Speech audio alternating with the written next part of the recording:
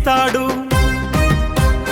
బాధలో ఉన్నవాడికి భరోసా అవుతాడు.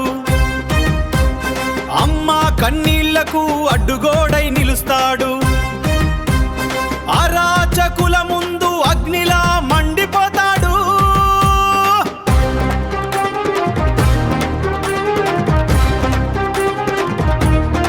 చిరునవ్వులో చల్లని గంగల ఉంటాడు.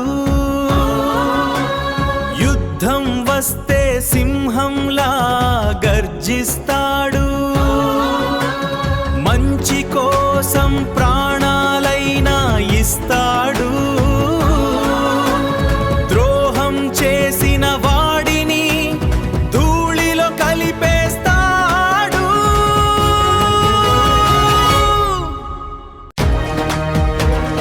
వాడి అడుగేస్తే గాలి కూడా ఆగాలి. వాడి చూపేస్తే శత్రువు గుండె దడపాలి.